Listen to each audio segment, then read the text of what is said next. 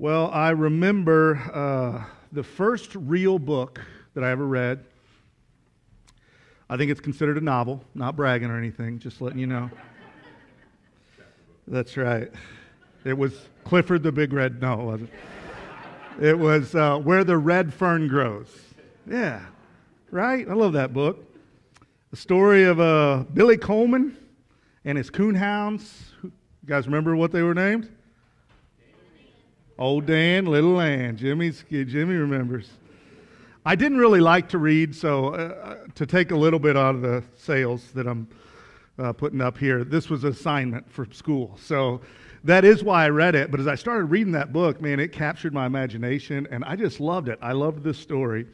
And there's a point in the book where the grandfather is teaching Billy how to catch a raccoon so he can train his dogs. So he's trying to teach him how to catch a raccoon without a dog. Anybody remember how to do this?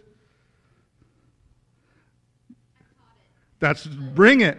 We got the teacher here. How does he do it?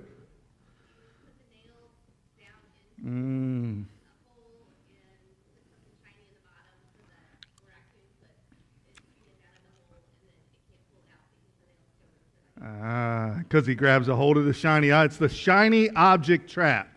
And that's exactly what happens. Raccoon sticks his hand down in there, grabs a hold of it, and can't pull it out because there's nails in there. So he's stuck. Now, probably if he could also just let go of that, he might slide right out of there. But more times than not, it just holds on and is stuck. It's trapped. We're in the second week of this series where we're saying Jesus talks about money, because he does a lot. And if you missed the last conversation last week, be sure to go out online, catch up on that. And I know this conversation often can be a little uncomfortable, I think primarily because the subject's been abused or misused over the years, and I think often from places like this, from platforms and pulpits. But Jesus didn't talk about money in a guilt or shaming way, because typically that's how we hear about it. The way Jesus talks about money is the way he does everything else that he talks about. He's not wanting something from us, he's wanting something for us. And one thing that he talks about money a whole lot. Last week, Brian shared a stat that I'd never heard that stat before, but 16 of the 38 parables are actually, he uses money to help illustrate something. So he talks about this a lot. So over the next few weeks, we're going to see Jesus talk about some very simple things. Some of them we already know, but they are transformative by nature if we lean into those things. Kind of like what Brian explored last week when Jesus talked about greed. Greed is the assumption that all that comes my way, comes through my hands, is all for my consumption. It's the assumption consumption. And again, it's kind of simple. If I would say, do you think it's a good way to live, being greedy? All of us would say, no, I don't think that's a good way to live at all. But do we live that way? We don't know. What's Jesus say then? He says, well, look at your money. Let's see how you're living your life. It's a great indicator. The good news he shared last week is money is not the meaning of life. Money can be the means to doing something meaningful with your life. And I think we would all believe that. We would say, well, yeah, money's not the meaning of life. And then we would say, well, how do we know if we're living that way? What does that look like? And that's why Jesus always uses these illustrations to help us see through a new lens about, are we actually living the way that we think we're living? Because we would say one thing and then we actually live maybe another way. So let's dive in and look at another parable. Matthew 25:14. Jesus says, the kingdom of heaven is like a man who's leaving on a trip. He called his servants and handed over his possessions to them. To one he gave 5 valuable coins, to another he gave 2, to another he gave 1. He gave to each servant according to the servant's abilities. Then he left on his journey, and after the man left, the servants who had 5 valuable coins took them and went to work doing business with them. He gained 5 more, and in the same way the one that had 2 valuable coins gained 2 more. But the servant that had received the 1 valuable coin dug a hole in the ground and buried his master's money. Now, after a long time, the master of those servants returned and settled the accounts with him. Here's the good news I want to share today. We live like it's all about us when we forget that all we have and are is given to us. But when we remember the giver and the gift, We open up our hearts and we open up our hands so more good will grow. Is life all about us? No, it's not all about us. We would probably all say that. Do we sometimes live like it's all about us? I do sometimes. I don't know about you, but I do. Why do we do that? Because we forget. We forget. It's why coming in here on Sunday mornings is a really good thing to do. It's not the only thing that gets done in here, but we're reminded of some really good things. And today, that's what we need to be doing. We need to be reminded. Here's the first thing I want to remind you of. Everything is God's. Everything. That means everything that we have, just like that song that she sang, like, here's the keys, everything is yours. I love that line in the song. Everything we have is God's. So we're not really owners of the things that we have. Now, it's easy to think we're owners. And we use words like this all the time. You earned it, you made it. You put in the hours, your name's on the paycheck. It's deposited in my account. It's mine. So it's easy to think that. And think back, like I was thinking of our kids. Like it starts early, 1 or 2 years old, and they have something that they went out and worked for and got and all that kind of stuff right now. Something given to them, and a sibling or somebody else comes to play with, and they go, "That's mine." And then what do we do as parents? That's right, get your hand back. That's his, boy. We playing with that. What do we do as parents? Intuitively, we know. Hold up. Share. It's not just yours. Or, hey, it is yours, but I gave you that. Not just for you, but you can let them play with it. Like, we intuitively know that. But as we get older, we start to think we're owners of everything that we have. A couple of good reminders that we're not owners, that all of this stuff that we've done, have we worked hard? Yes. Maybe have you made good decisions? Absolutely. Some of these guys in this are making good decisions with the things that they're doing. But ultimately, you didn't choose to be you. You didn't choose to be born where you're born. You didn't choose your parents. You didn't choose your personality. You didn't choose any of those things. So it didn't really start with you. It's not like you said, okay, here's where I'm going to be. Thanks, Mom, for being born. Appreciate it. I got it from here. Like, you didn't just do all this on your own. It started somewhere. It started from someone. Yes, your parents, and then their parents, and back, all that. But it started with God. Everything we have is His.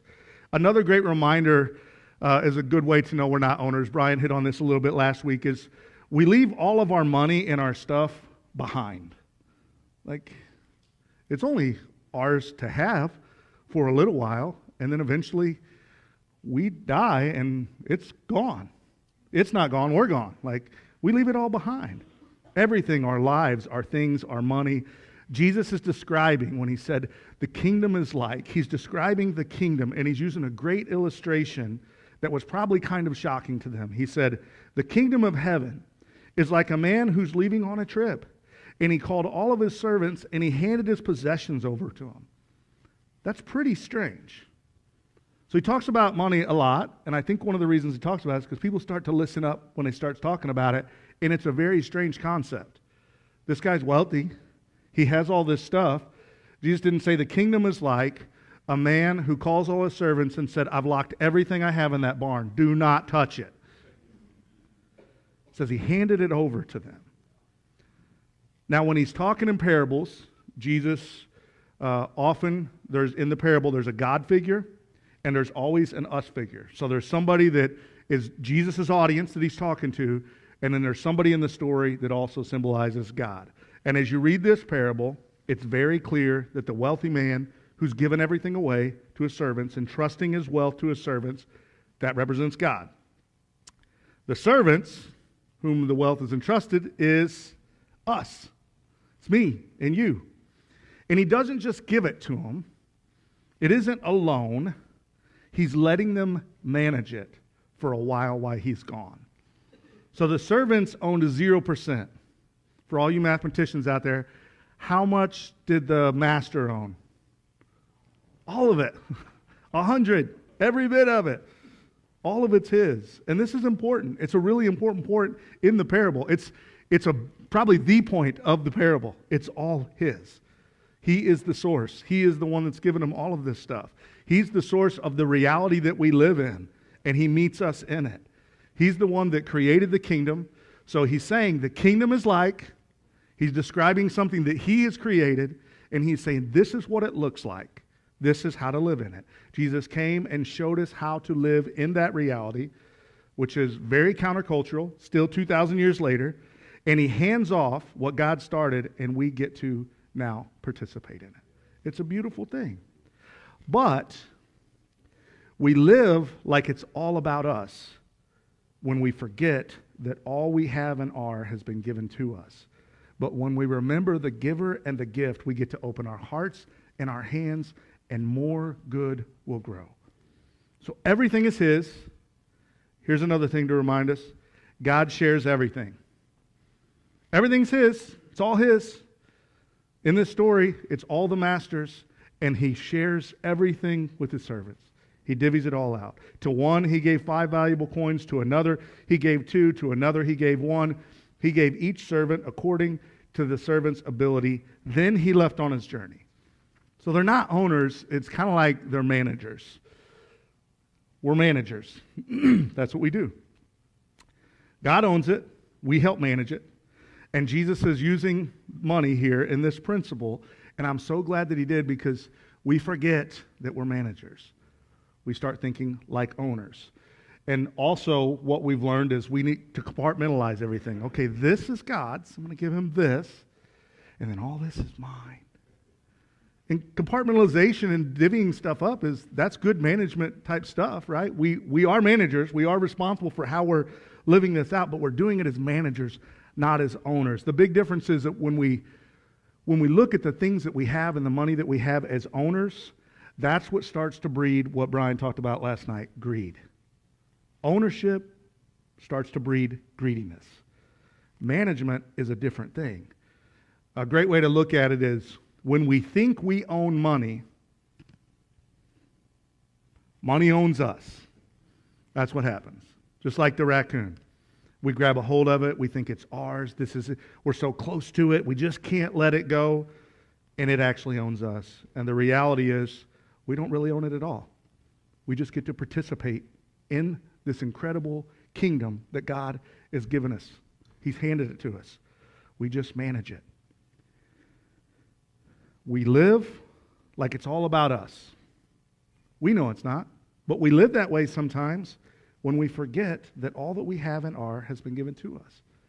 But if we can stop, and if we can remember that the giver and the gift, then we get to open our hearts and our hands, and we participate, and more good will grow out of that. That's what happens.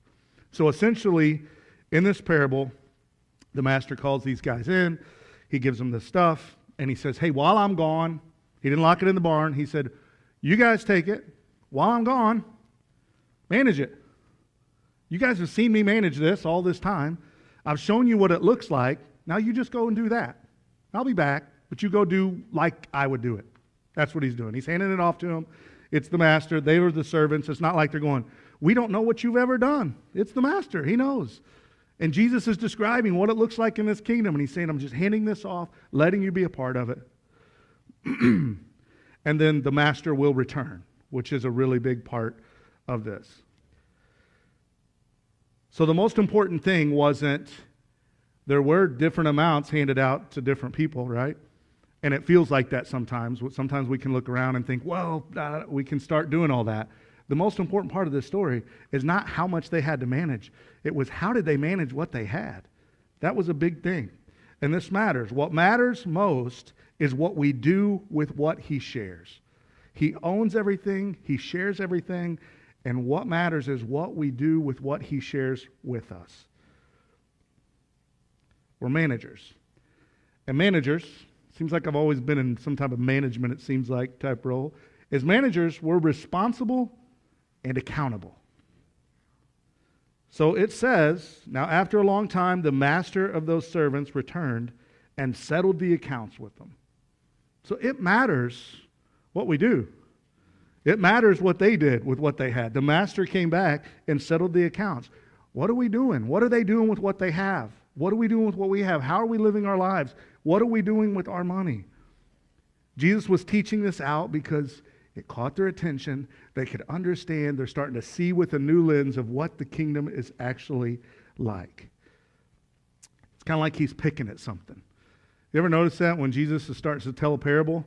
We read it through a little bit different lens because we weren't living in that time, but he's picking at something. It's like he's picking at what they're living and how they're living and the way that they saw the kingdom or the way that they saw it look like to be religious and to follow God. And he's just kind of picking and going, hey, this is a big issue here. The way you're actually living in the kingdom maybe isn't the way you think you're living. He's using a lens to help them evaluate, how am I doing with the kingdom? Am I helping bring it in or not? Am I multiplying what you've given me? Am I helping move things forward? So if God gives you good and you multiply it, that means you multiply more good, right? That's how that works. So that's what the first two guys did. The third guy, he did nothing. He didn't lose it. He buried it. Just buried it. Keep it safe. It's almost like he was scared of the responsibility. I don't want to lose it. I don't want to do the wrong thing. I'm just going to protect myself, because if I lose this coin and the master comes back, I'm going to be in trouble. He goes into self-protection. We know this. Who saves his life, who tries to save his life, loses it, right? Not because the God's going to punish you, but because self-protection does not breed life. Self-protection is not good. It's never good. When you try to protect yourself, you're probably harming somebody else or withholding something from somebody else. Self-protection is never a good thing. Jesus said, no greater thing is that a man lays down his life for another. It's never about self. And he is telling a story, and in these parables, there is a beginning, there is a middle, and there is an end. But the point of the story isn't to be fearful when the master comes back. And for some reason, in parables like this, in our 21st century, we in the 21st century? Is that what it is? I get confused. The 20th, 2022? We tend to read the story so often of when the master comes back, we're going to be in so much trouble. I got to keep all the rules straight. I got to be fearful. I got to make sure I don't cross the line. Rather than what the master is doing is leaving things to us and inviting us in to participate in kingdom life. Yes, the master comes back. Yes, it matters what we do with our life, but that's not the point of the story. The point of the story is he's inviting us into something, to be a part of something beautiful and good. And we're not owners. We didn't write the way it's supposed to look in the kingdom. He's the one that decided that. We just get to participate with the king. That's what we do. And it does matter what we do with what we've been given. It matters deeply. But we shouldn't be scared to death. It's kind of like what Brian said last week. We're not so worried about making sure that we end well. How about we just live well today? How about we decide to participate in what God has given us? And the end will take care of itself. I don't think those guys necessarily ran out and did all of this stuff because, boy, we're worried about all this. I think they just leaned in and participated. That's part of the story. It's the one that operated out of fear that was actually the one that was problematic. He didn't lose it. He just didn't fully participate, which means we don't get to experience the kingdom life if we don't lean in and participate with the kingdom that God is handing over to us. It's beautiful. But when we live like it's all about us, it's because we've forgotten that all the stuff that he's given us and what he's handed over to us. But when we remember the giver and the gift, we get to open our hearts and our hands so more good will grow. Fully engage. We can live small, protected, compartmentalized, controlled lives, or lean in and live like Jesus is describing to live in the kingdom. And it is a free and good way to live. This is a tough subject. All these are tough subjects. It's tough for me when I look at this stuff. In this subject today, like we live in a world where everything is at our fingertips. And I struggle with this at times. In our household, we make more money than we ever have. Of course, you probably do as you go, but we have more money than I ever thought we would have. But we also give more money and bless more people than I ever dreamed we would be able to the whole time we've been married. It blows my mind what we've been able to do with that. We also have a lot of stuff Probably too much stuff, to be honest with you. And I have to remind myself, and I remind the boys often, this is just stuff. It's just stuff. I'll go bye-bye tomorrow. Let's not hold it too tightly. Let's use it for good things in our family. Let's make memories with the stuff that we have. Let's loan it out. Let's use it to help other people. It's just stuff. This past week, we had a snowstorm. And I don't get up first thing in the morning and do this, but at some point in time throughout the course of the day, I start blading driveways. We have a tractor, it's got a front end loader and a box blade, and I blade our driveway and our road and about 10 other driveways in our community and 2 other roads in our community. And it's people that can't necessarily do it themselves, and I give them a discount, $150 driveway. That's all I do. Just kidding. If you want to get on the list, just let me know. No. They know. Most of them know to stop offering me money because I'm not doing it to make extra money. I'm doing it because the things that we have are not just for us. They're to help other people. I bless my neighbor. These 10 practices, I believe these. I better be living these out, not because they're check boxes, but because I'm living as Jesus. And one way I do that, I live as Jesus on a little red tractor, driving around. My neighbor, he used these specific words. You're the neighbor of the century. That's what he told me. As an Enneagram 3 and a words of affirmation, I just putted on my little tractor and I bladed the next road. I tell you that not so you go, man, that Jeremiah is awesome. I'm going to move to his neighborhood so I don't have to blade my driveway. I say that to say that's an indicator for me when I begin to see that. Another indicator is we have a budget that we map out every year, and we monitor it monthly, and we go over it a lot. Sometimes we go under, but we're monitoring that. We're deciding what are we doing with our money, making decisions about that. The first thing we do is we always make sure that we're giving away. That's what we do. We carve out a percentage to give away to organizations that we think are doing good things, and we give first right here to this place. And we think it's doing good work. And then we look for other organizations that we give back and that we try to help. And then we also look for opportunities to bless other people financially in some way. And we're open to the Spirit and its prompting. And we do what He might lead us to do in that way. Do we still have debt that we need to pay off? Yes. Do we have stupid debt that we've made bad decisions? Yes, we have that too. Do we have goals and do we want to plan for the future? Yes, we have those things too. We hope the future will come. But what we're not doing is sticking our hand in a thing and holding on to a shiny object and being trapped like a raccoon and letting money own us. So we don't get it right all the time. Do we struggle? Yes, we do. We still struggle with that stuff. The point is we're reminding ourselves that we are managers, not owners, of the things that we have and the money that we have. We have to keep perspective because if we forget, then we live like it's all about us. And then we're trapped in this other culture rather than the kingdom culture. And we're not getting to be a part of the good things that God is doing through the things that He's given us and allowed us to be managers of.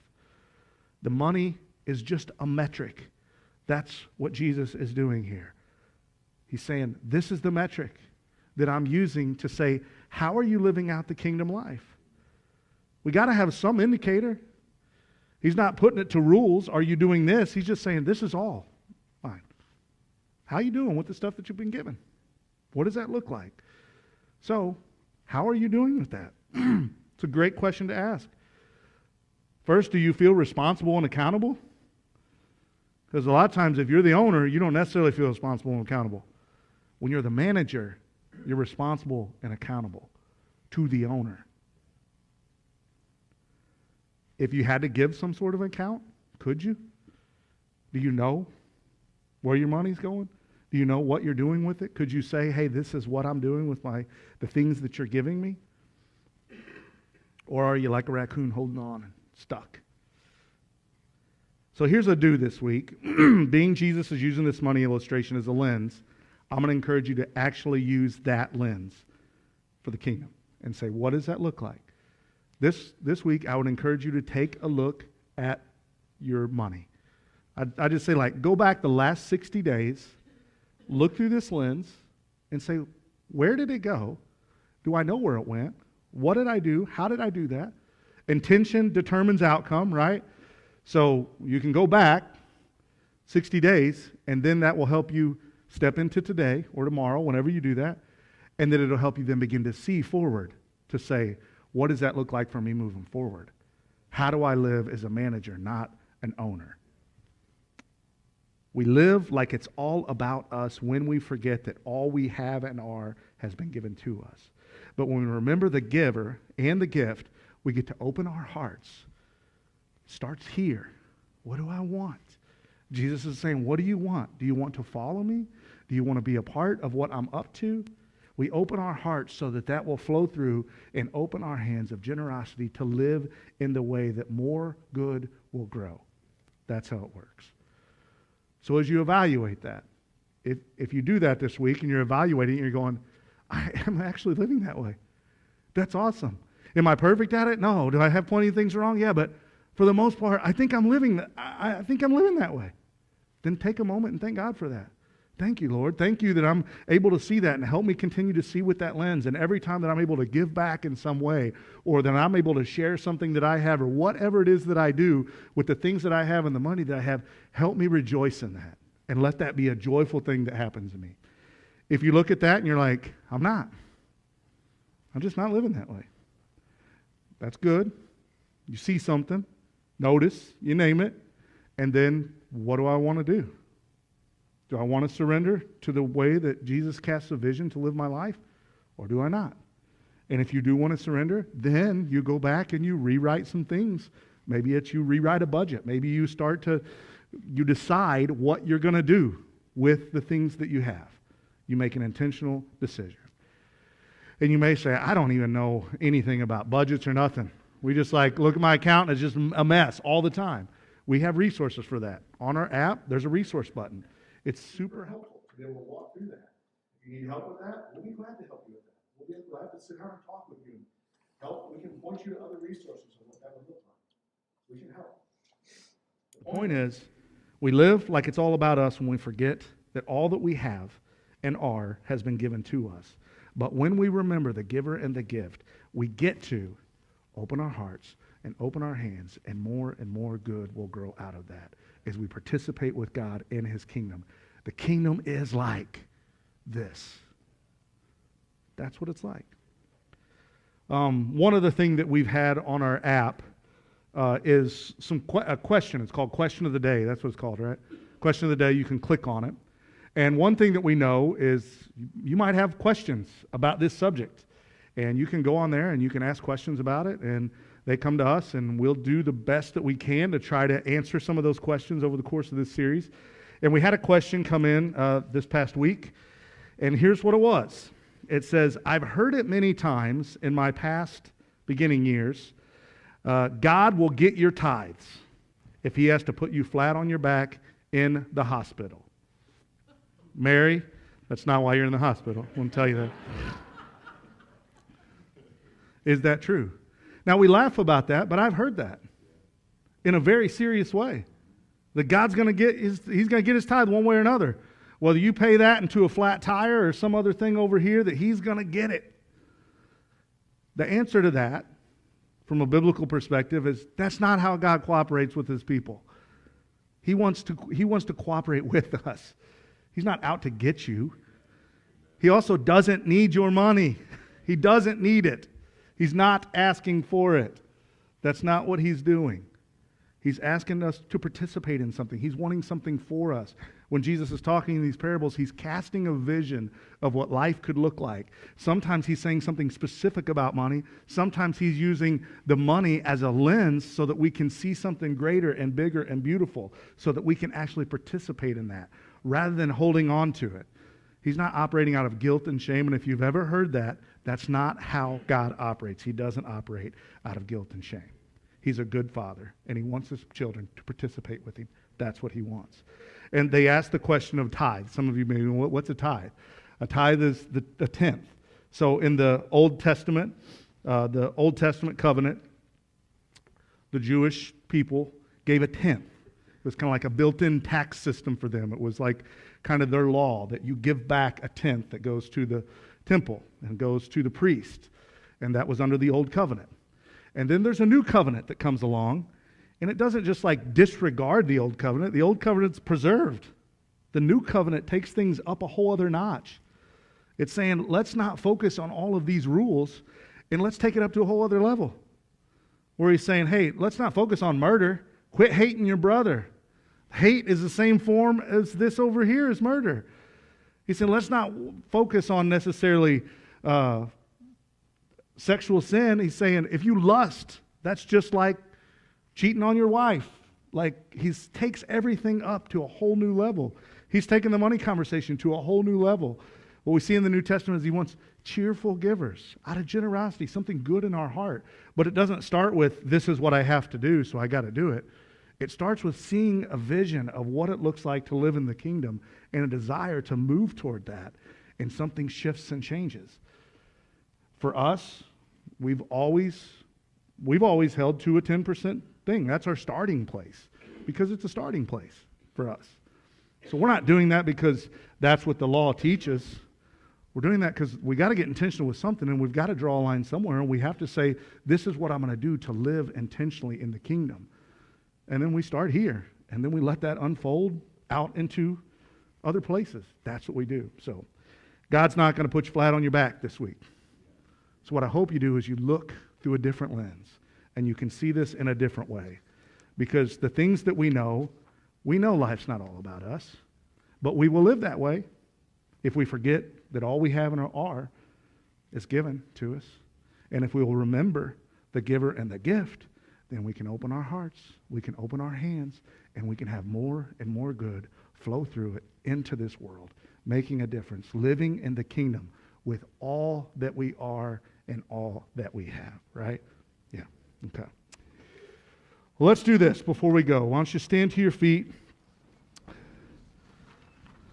Reagan and Ursula are going to be up here at the front. If you need prayer before you go, stop, talk to them. They'll be glad to pray with you.